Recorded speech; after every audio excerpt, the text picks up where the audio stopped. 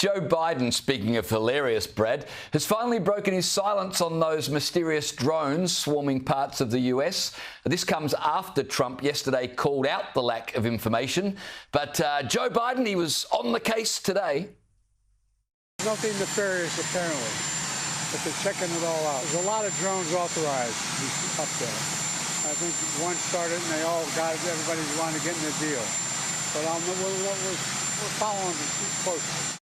Brad, do you think that's going to allay people's fears? I wouldn't take much comfort from anything Biden says, but especially from that.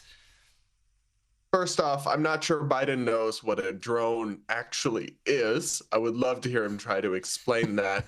But no, this is incoherent word salad. And honestly, it's just the latest in an ongoing national disgrace that this guy is not up for the job. We've known it for years. He's been on autopilot. Other people have been running our country. And now we have drones flying over U.S. states, scaring people. And the government won't tell us what they are, but also insists they're not a threat. And if you don't know what they are, or at least you refuse to tell us, how do you also know they're not a threat? No, we have a credibility crisis in our government and in our leadership right now in the federal government with the Biden administration. So stuff like this is escalating and people are genuinely terrified, and I don't blame them because they don't trust the government to be honest with them. It lied to us throughout COVID, about inflation, about the border, about so many other things, and they don't trust it to be able to do its job and simply be up to date with threats and actually know what's going on, because we've got a dude who looks like he barely remembers what he had for breakfast, trying to tell us he understands ongoing crises across our country with drones. I'm not buying it, and I think all of us should be ready to see Uncle Joe put out to pasture, because he does not belong with the nuclear codes. He belongs enjoying a retirement somewhere, and that was clear many, many years ago at this point.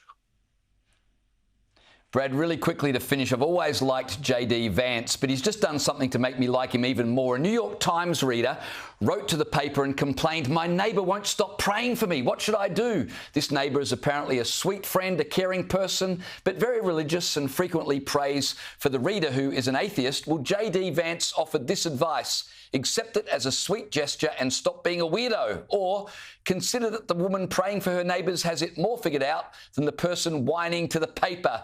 J.D. Vance just won my vote in 2028. What a brilliant response.